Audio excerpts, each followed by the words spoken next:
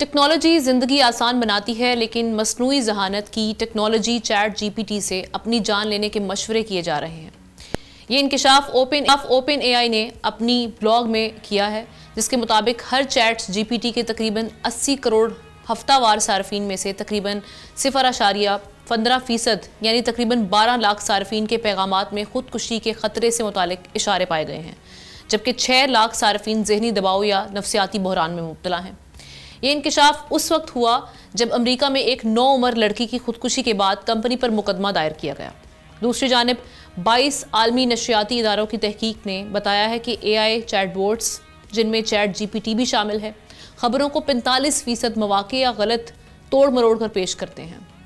अब सवाल ये कि मसनूई ज़हानत टेक्नोलॉजी तो इंसानियत की खिदमत के लिए तख्लीक की गई, अब क्या ये इंसानों को ख़तरे में धकेल रही है? किस हद तक इन पर रिलायंस की पर बात करने के लिए Hamad Ruhera, legal expert and analyst हमारे साथ मौजूद हैं।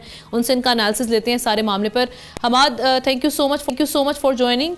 ये कहिएगा कि अभी जो सबसे पहले मैं इंट्रो के जो सेकंड पार्ट है उसके हवाले से बात करना चाहूँगी। जो रीसेंट रिसर्च हुई है जिसमें 22 ऐसे ब्रॉडकास्टर हैं जिनको पता चला है कि जो हम जब एआई से कोई इस मामले में कोई तहकीक या किसी इंफॉर्मेशन के हवाले से बात करते हैं तो उसको डिस्टोर्ट करके पेश किया जाता है।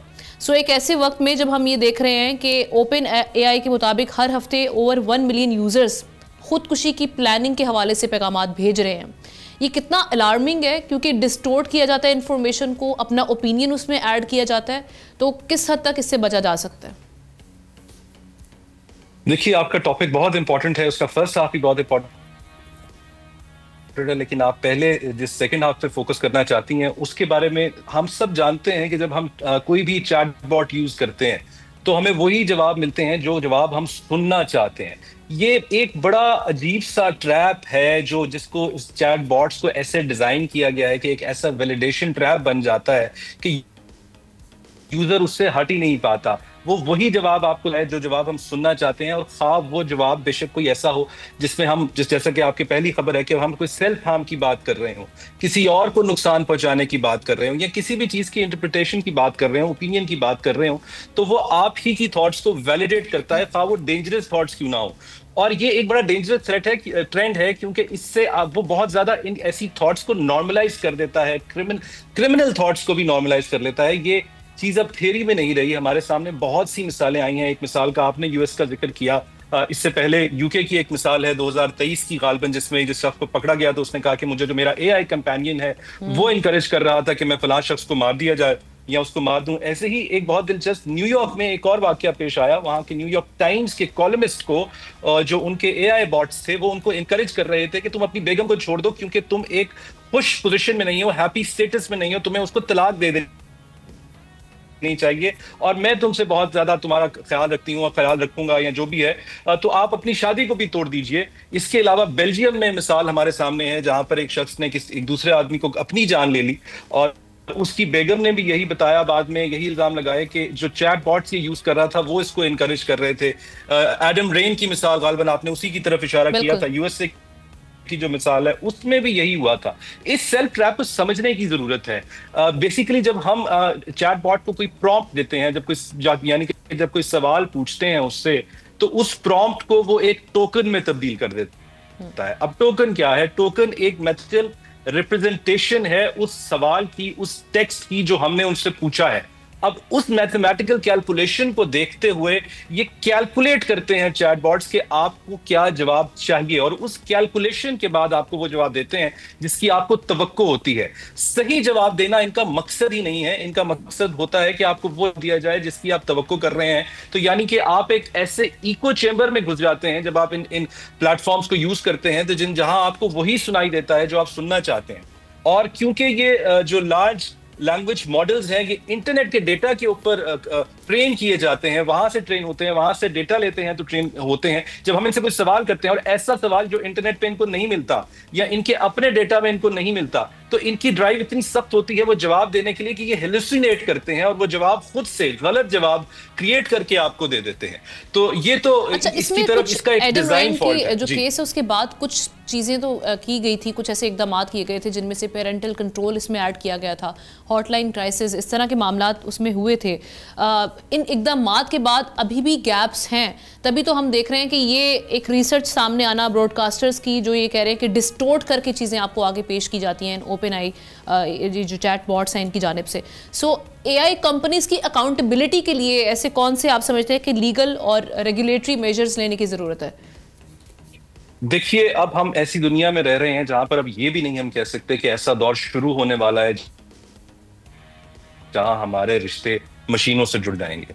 हम ऐसे दौर में आ चुके हैं जहां हमारे रिश्ते मशीनों के साथ ऑलरेडी जुड़ चुके हैं। तो अब जब ये काम हो चुका है तो हमें देखना पड़ेगा, जैसे आपका सवाल है कि कैसे इन रिश्तों को ऐसा बनाया जाए कि ये टेक्नोलॉजी हमें असिस्ट कर रही है बजाय इसके कि हमें लीड कर रही है। इसके लिए अगर हम इर्द गिर्द नजर दौड़ाएं, मैं आपके सामने चंद मिसालें रख देता हूं। यूनाइटेड स्टेट्स में अगर आप इस बारे में बात करें तो वहां का federal trade commission open AI जैसी कंपनी को, मेटा जैसी कंपनी को अपने पास बुला रहा है और उनसे सवाल जवाब कर रहा है कि हमें सेटिस्फाई कीजिए कि आप कैसे ऐसे मामलात को, ऐसे सेंसिटिव मामलात को, जहां कोई शख्स अपने आप को नुकसान पहुंचाने की या किसी और को नुकसान पहुंचाने की बात करता है, तो आप कैसे इक्विप्ड हैं ऐसे मामलात को हैंडल करने के लिए।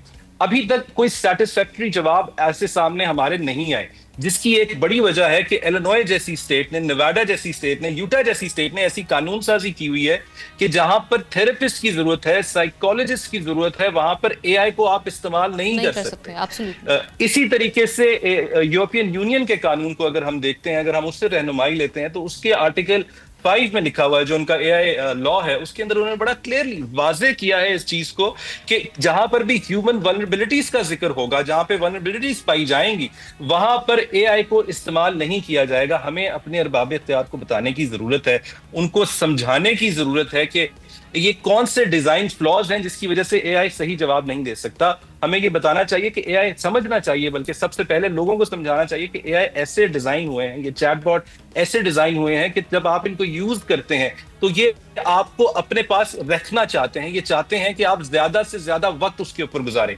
जबकि आप जब किसी प्रोफेशनल थेरेपिस्ट के पास जाते हैं, कंसल्टेंट के पास जाते हैं, तो वो आपका कुछ वक्त के बाद उस सेशन को कंक्लूड कर देता है। वो आपको कहता है कि वापस अपनी जिंदगी में जाइए, जो इंफॉर्मेशन, जो डिस्कशन हमने किया है, आप उसको प्रोसेस कीजिए और फिर चंद दिन बाद वापस आए। ऐसा एआई आपको नहीं कहता। वो आपको नहीं कहता कि अब आपने बहुत देर से इस सिलसिले में हमारे से बात की, अब आपको बाहर जाना चाहिए, अपनी फिजिकल वर्ल्ड में वापस जाना चाहिए। और जैसा मैंने वैलिडेशन ट्रैप की बात की और बाकी चीजों की बात की, कि हमें अपने अरबाब इख्तियार को समझाना पड़ेगा कि इसको सामने रखते हुए एक वेलबींग, डिजिटल वेलबींग पॉलिसी बनाए, कानून बनाए, जहां पर पहले तो डाटा हमारा प्रोटेक्ट होना चाहिए। हमारा डाटा इन जब चैटबॉट से डिस्कशन करते हैं, बात करते हैं, तो वो प्रोटेक्टेड भी नहीं होता।